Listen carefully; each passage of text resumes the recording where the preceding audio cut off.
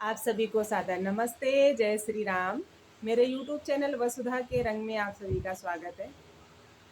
आज पुस्तक श्रृंखला के अंतर्गत एक ऐसी रानी के बारे में संक्षिप्त जानकारी लेकर आई हूँ, जिन्होंने उस समय शिवाजी महाराज जी के बेटे राजा राम जी को शरण दी थी, जब भारत के सभी पुरुष राजाओं ने राजा राम जी को शरण देने से मना कर दिया था, क्योंकि किसी में इतनी हिम्मत नहीं थी कि वो औरंगजेब से टक्कर ले सकें, उनसे दुश्मनी मोल दे सकें और राजा राम जी को शरण दे सकें।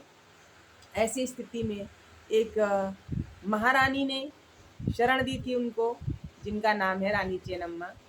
दक्षिण भारत के केलधी राज की महारानी चेन्नम्मा, जो एक साधारण परिवार में जन्मी थी, और राजा सोमशेखर जी ने उनके रूप रंग और उनकी योग्यता को देखते हुए उनसे विवाह करने की इच्छा जाहिर की थी। राजा सोमशेखर जी बड़े योग्य राजा थे, प्रतापी राजा थे, परंतु कोई भी राजा रानी या कोई भी स्त्री पुरुष जब अपने से अयोग्य स्त्री पुरुष के साथ अपनी वासनाओं की पूर्ति के लिए अपने कर्तव्यों को भूल जाता है, तब वह बहुत सारी हानियां कर लेता है। स्वयं की हानियां कर लेता है, समाज की हानियां कर लेता है, परिवार देश की हानियां कर लेता है। और जब वो एक राजा हो तब तो उससे बहुत बहुत कुछ हानियां करके जाता है, जिसकी भरपाई करना मुश्किल होता है।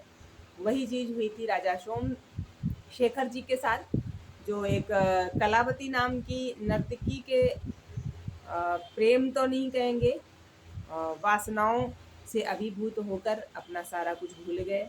इतनी योग्य रानी चेन्नम्मा को भूल गए, अपने राजकाज को भूल गए, और बाद में उनका जो उनकी हत्या कर दी गई। ऐसी स्थिति में रानी चेन्नम्मा ने बड़ी ही धैर्यपूर्वक राज की बागडोर संभाली, प्रजा को संभाला, अपनी प्रजा को पुत्रवत संभाला, और उस समय तक एक प्रतीक्षा की जब तक उनको दत्तक पुत्र के रूप में भी पुत्र नहीं मिल गया। और उन्होंने उस समय शिवाजी महाराज के बेटे को शरण भी दी, जब कोई हिम्मत नहीं कर पा रहा था। शिवाजी महाराज के बेटे ने कहा भी था, आप ऐसा करके औरंगजेब से दुश्मनी मोल ले रही हैं, आपके लिए बहुत हानियां हो सकती हैं। तो रानी ने कहा था कि जब शिवाजी महाराज जो धर्म के लिए, देश के लिए, हिंदुत्व के लिए मर मिटे, एक राष्ट्रभक्त के पुत्र को शरण देना हमारा कर्तव्य है, हमारा सौभाग्य है। औरंगजेब से लड़ना या हमला करेगा, हार होगी, जीत होगी, मृत्यु होगी, ये तो सब अपने हाथ की बात नहीं है, ईश्वर की बात है। क्योंकि वो ईश्वर में बहुत विश्वास करती थी, वो बहुत ही धार्मिक स्वभाव की महिला थी, नियमों में बहुत कठोर थी, नियमों में कभी भी कोई भी हल्कापन नहीं रखती थी, बड़े ही कठोरता से पालन करवाती थी नियमों का, दंड भी कठोरता से देती थी, लेकिन बहुत ही धार्मिक प्रवृत्ति की थी और बहुत ही दृढ़ विश्वास के साथ अपने जीवन को जीती थी। उनका जो व्यापारिक दृष्टिकोण था, अरब देश और पुर्तगालियों के साथ दृष्टिकोण व्यापारिक था उनका। अरब देश से सैनिकों के लिए घोड़े मंगाती थी, काली मिर्च और चावल का व्यापार अरब देशियों के साथ, पुर्तगालियों के साथ करती थी, जिससे अच्छी खासी आमदनी होती थी। राजा राम जी को शरण देने के बाद औरंगजेब ने हमला किया अपनी सेना के साथ, सेना को भेजकर, जिसको रानी चेन्नम्मा ने बड़ी ही वीरता के साथ परास्त किया और उसके सैनिकों को बंदी भी बनाया। बाद में औरंगजेब की सेना ने रानी से संधि कर ली और उनके राज्य को स्वतंत्र छोड़ दिया। रानी चेन्नम्मा ने उन सभी राजाओं के राज्यों को भी जीता जो उन्हें एक स्त्री समझकर उन पर अकारण ही हमला करते थे, और अपने राज्य को सुख संपन्नता से एकदम परिपूर्ण कर दिया। उनकी प्रजा उनसे अति प्रसन्न थी, बहुत खुशहाल प्रजा थी। जो कभी राजा सोमशेखर नहीं कर पाए, वो रानी चेन्नम्मा ने कर दिखाया। बहुत ही कूटनीतिक, राजनीतिक और दूरदर्शी महिला थी, सारे कार्य बड़ी ही दूरदर्शिता के साथ करती थी। शायद यही कारण था कि उन्होंने 25 वर्षों तक बड़ी ही कुशलतापूर्वक राज किया और अपने लिए हुए दत्तक पुत्र बसप नायक को उस योग्य बना गई कि वो योग्यता से और कुशलतापूर्वक राज्य करता रहे।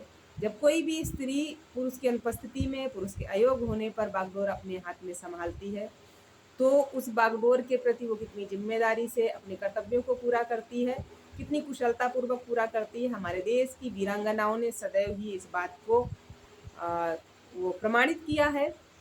कालांतर में हम ऐसी बातों में फंस गए कि स्त्रियों को हमारे यहाँ ये अधिकार नहीं है, वो अधिकार नहीं है, और हमारा समाज पंगु होता गया।